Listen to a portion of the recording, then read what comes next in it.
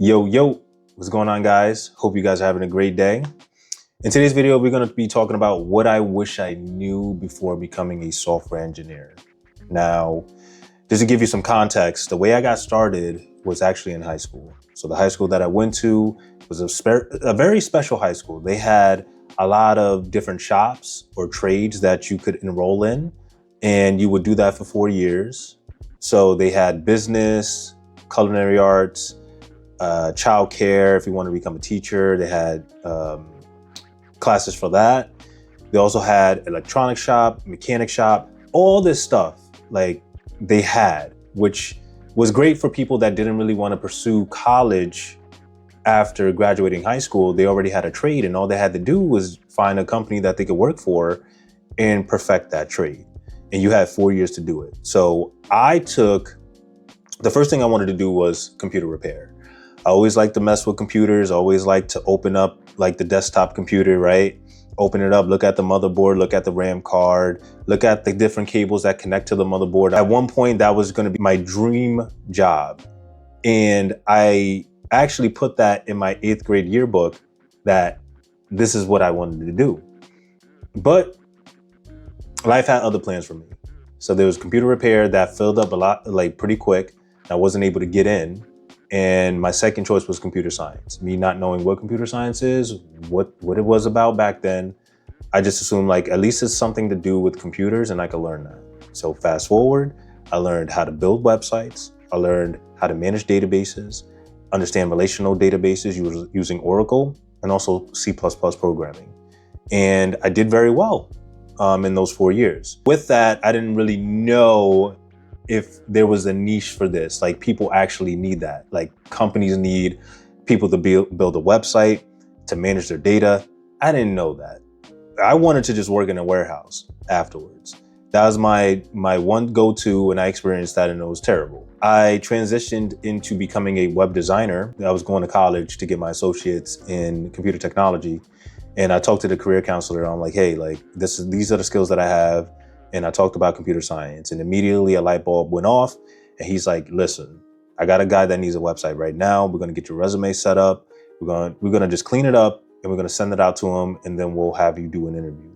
Did the interview, got the job, and I was there for like 2 years, then moved on to become a web developer at a different company. And then the last gig that I had, I was a web developer, I was a QA engineer, and ultimately I became a software engineer. Okay. And today I'm a senior full stack engineer. So the lessons that I've learned across the way has so much value to my life now. And I actually work a lot smarter than harder, and I'm making the right choices. And I want you guys to do the same. So before you jump into software engineering, here are some of the things that I wish I knew, to where I didn't have to suffer too much, but I feel like you guys need to suffer a little bit and understand how hard it is. Because some people think this gig is easy. It's not easy. It is one of the hardest things you could do in your entire life. Depending on the company that you work for, how complex the app is, how complex the problems that you need to solve, you're gonna have issues, bro. All right, so I'm gonna be real with you guys. I'm not gonna sugarcoat anything. I'm gonna tell you exactly what you need to look out for. All right. So number one is that it's gonna be a constant grind, brother. Constant grind. You're gonna be grinding a lot. You're gonna be learning a lot of different technologies. You're gonna have a standard that you set for getting something done and building like a feature out and fixing a bug. Then in like 3-4 months later, what you did before shouldn't even apply anymore. So you got to refactor your code and you get better. If you get to the point where you're refactoring your code often to where you're solving problems and staying more efficient, you're doing a good job as a software engineer. A lot of software engineers gets discouraged if they have to make changes to their code. You have to understand technology is constantly growing. With the addition of AI too, AI models are getting better and better. They're learning, they're adapting. As a software engineer, you need to learn and adapt and be diligent, okay? You can't let off on the gas pedal. Trust me, as a web designer and a web developer, I had to really grind. I didn't have AI tools. I had Google, Yahoo, and Bing came out, but come Come on, man. Anybody using Google right now, that's the #1 search engine. So you searching for, forums on different topics, how to solve this problem. Has anybody ran into this problem and what was their solution in a different code base? So you could take those methods and use it in your code. I've been through all of that shit. There was times where I would just stay up night after night trying to figure out a problem and realize how simple it was after getting it done. I learned a lot of lessons from that. So, the grind is just understanding that if it's something very simple to use, like for example, if you find a library that adds text to a landing page and makes it dynamic, you could easily build that. You don't need a library for that unless it does other things and that it's maintained. A lot of people, what they do is, if they don't want to spend the time to code, they'll get all these libraries and they'll introduce it into their app or website. But what you're ultimately doing is opening up your app to cybersecurity attacks by doing this. If the library itself is not maintained well and it hasn't been updated in a couple months or even a year, bro, you're gonna have a problem. One of the big things that I learned, at least, building out a website where it was managing a lot of accounts, I was working on an SSO project, and I'll never forget, I was looking up the best way to do it in PHP because we were using WordPress. And I was trying to figure out the best way to have that set up to where, have a script set up to where it's like a middleman to when you try to log into a certain application or a third-party application, it automatically logs you into that application, creates a new tab and does it. I had to figure out the best way to lay out that code. And I think I used curl as like a post method for the API to do that, and then figure out how to send the credentials over and encrypt it, and, just do all that stuff. And once I understood that, it was a game changer. From that day forward, I knew I could do anything that I put my mind to. So you have to understand, this is going to be a grind all the time. You're going to be sitting there trying to figure shit out, being discouraged. But at the end of the day, bro, once you're at the light at the end of the tunnel, you're going to have more knowledge and you're going to get better and better. So if you're not the person that likes to grind, don't even waste your time here. Okay. But if you do grind and you love coding, you love the aspect of software engineering, everything that encompasses what it is, then this is the right track for you. Number 2, I'm gonna tell you, bro, after a while being in the field, I was like, I would see the job market and I would see the amount of money that you can make in this field. And I thought, man, you got to work for these bigger companies to make this type of money. That's not the case anymore, guys. So high salary is a big thing in software engineering. You have a certain amount of skills where you're proficient in it and you could get things done effectively, you will be making a lot of money. I recommend working for a startup. It's going to get you hands-on, down and dirty, try to figure things out. It's not going to be perfect. It's not going to be perfect at the corporate level, but at least you will have exposure into like how the business works, how features are being built out, like what are the requirements, and getting better and understanding the product, the system itself, and adding more flavor to it. I learned with software engineering itself, what you built before, what new feature you built before is not going to be the best thing in the world. Okay. And you have to get out of that cadence that you have to be perfect all the time, and just getting the job done to where everything just works under the hood. That's all that matters. That's what's going to pay the money. You keep it simple, you're going to make more money. You make it more complex, you're wasting money. You understand? So the reason why you're wasting money is because you're introducing all of these different methods and you're unsure of yourself and you're trying to figure out what goes where. Trust me, bro. You're going to introduce a lot of bugs. You're going to introduce a lot of critical bugs to where it's a showstopper. And now you have to figure things out and you're going to be wasting a lot of time. So my advice to you is that if you're looking to jump into this field, look into making those connections with people that already work at the company, understand the company itself, see if the company culture is something that you would like to do. And then once you understand that, create a cover letter, right? Personalize that cover letter, personalize your resume, make sure you have everything ready to go. Make sure your portfolio is nice. It has a bunch of projects that are not all of these simple apps that you see online today, like a to-do list app, a weather app, Airbnb clone, like all these different clones. Make something original, demo it. demo the layout, the app itself, login authentication, how the database is structured, how to get information for a user profile, what kind of data that you're going to be showing on the app. You do all this stuff and you explain the code, you got the job right there. Point blank period, bruh. It's that simple, but it takes a lot of time. Like when I said number one is you're going to be grinding, that's part of the grind too. So, if you want a high salary, trust me, entry-level positions, you probably won't get that much, but it's better than nothing. And you're going to be learning a lot, and you're going to be able to grow and get to those higher positions with more money. Okay, it took me a while to understand that communication and actually knowing the product itself and the requirements and making adjustments to those requirements when we need it is what's more valuable than the actual code itself, because you have to look at it from the bigger picture. Yes, you could put the code together, but honestly, what's next, right? Like, how are we gonna sell this to the customer? What problem is it gonna solve? If you can't answer that and you can't really think outside the box, you ain't gonna be making a lot of money and moving up. So keep that in mind. Number 3 is, projects are never perfect. And it goes back to the point where I'm saying, like, the code just needs to work. Functionality over form is the best. Don't make things perfect. You will prolong the project in the deadline and people are not going to be happy with you. Now, if you're working towards building a feature that has a lot of different workflows or checkpoints within it, and you're noticing as you're developing it that this could be better in the workflow, this could be better, we should take this out, you should definitely have that conversation with either your manager or the product manager of that project and just keep it 100 in terms of what you have accomplished. And that will open up the door to having a better communication and making these changes to where they could be successful. Everybody on the team is going to be successful. And that when we roll it out to the customer or anybody internally that needs it, it's going to be easy enough to do. But being perfect to the point where, I found this, I got to keep doing it, I got to keep adding stuff, the project's never going to get done. Make sure that it works, okay?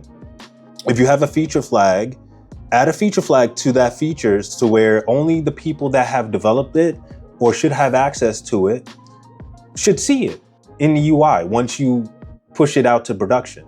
This is why feature flags are so important. I'm definitely going to do a video on feature flags and explain why you should be using that if you're not, and also show it in a project, because I feel like I've learned a lot about feature flags and I wasn't really a fan of it, but now I understand.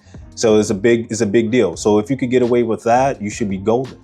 But never push to make your projects perfect. Get it working first. If there's any other additional features that you want to add, keep iterating and building until you get to the part where you want to refactor and make it even better. Number 3 is that it's not an easy life, bro. Being a software engineer is not easy. I thought it was going to be easy as shit, and it was not. The amount of problems that you have to solve on a day-to-day basis. You're using your brain every single day.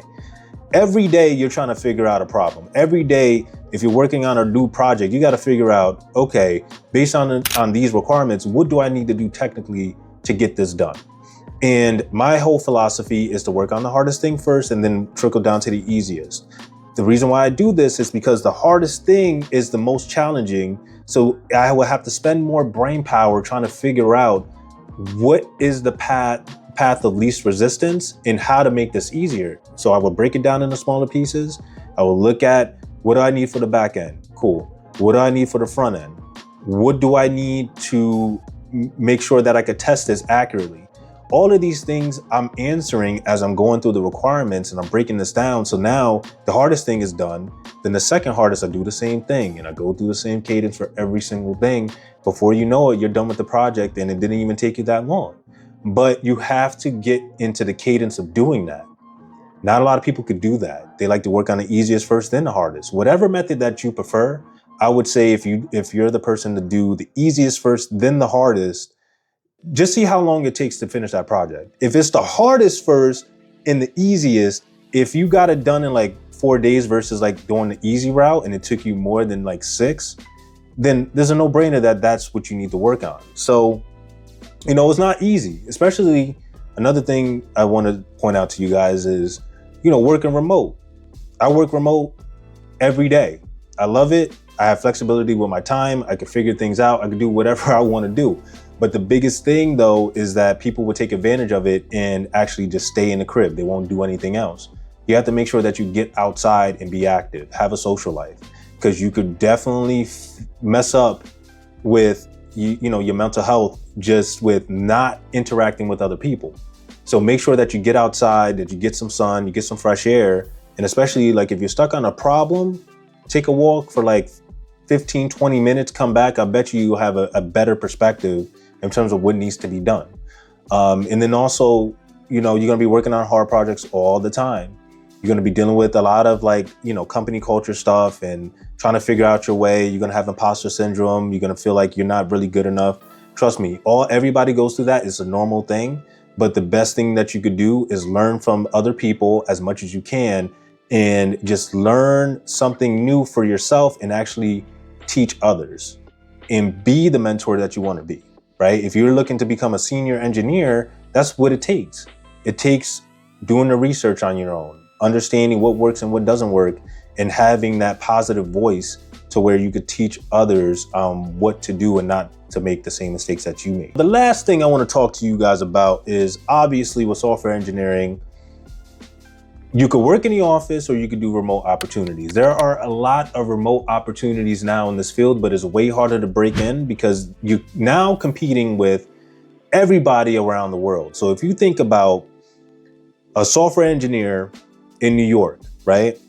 There's so many different companies that need software engineers. And then you have a hybrid schedule where you're working remotely for maybe 2 days and then you're going into the office, or maybe it's 5 days a week in the office. Now you're dealing with people that are in New York or people that are willing to relocate to the city to get that job, right?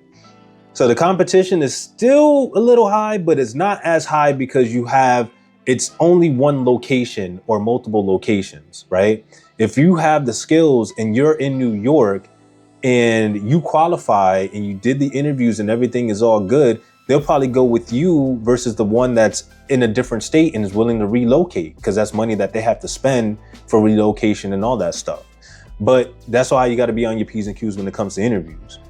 But now, if it's fully remote, you're dealing with not only New York, you're dealing with other states in the US, you're dealing with countries everywhere that are applying for a work visa, everything. So now you're thinking, okay, with the New York demographic, I'm only dealing with maybe like 200 to 500 applications. Now that I got to compete with everybody else, that is over 1,000 or more applications that qualify. And the way these companies are vetting through resumes now, I mean, it's harder now. You have multiple people looking at resumes. Okay, like, is this person qualified? Is this person qualified? And then they have to do a phone interview. I think they're relying on AI too to kind of like vet through the resume, read through it. It's like, does this person have XYZ? And if they hit all the requirements, then you might get a phone interview. But some of you guys are just applying and thinking, oh, I should get this job interview and I should be all set. Nah, bro, it's not gonna work out. It's not gonna work out the way you think. So this is why, you have to create that communication for the companies that you want to work for. Make sure that you understand the company, the culture, what problem that they're trying to solve, who works there. Hit them up on LinkedIn, say, hey, like, I saw the job posting on the site. I'm, really interested in the position. These are my qualifications. Here's my portfolio. Here's my resume. Hopefully I get to talk to you soon. And I would love to really work for the company itself. And sometimes it doesn't work, but then there's other times that it does. So if you have that cover letter that explains exactly what you do in a nice, well-formatted way, and you seem like a good candidate, you're gonna get interviews. But you have to lock in, bro. You have to lock in. Man, it's tough. I know it's tough, and you guys, want to jump into software engineering, but I'm telling you straight up right now, it's gonna be hard. It's gonna be harder than it has been in 2019 when the hiring increase happened because of COVID. Now, you can't really find a job because AI is either replacing it or you just are not qualified. So let's get on the ball, get the ball rolling, stop playing, okay? Figure out something to do in software engineering. Doesn't matter what it is. Find your niche, build projects, have a nice, portfolio that's out there, and just get after it. But that's what I wish I knew about software engineering. It's just like the possibilities of being in this field is so high. You could have so many opportunities. It's not even funny. You're not in a box. You're like, you have so many different skills and tool sets that you can learn on your own that you don't really necessarily need a degree for it. But at the end of the day, bro, at the end of the day, it always comes down to you and what you want to do.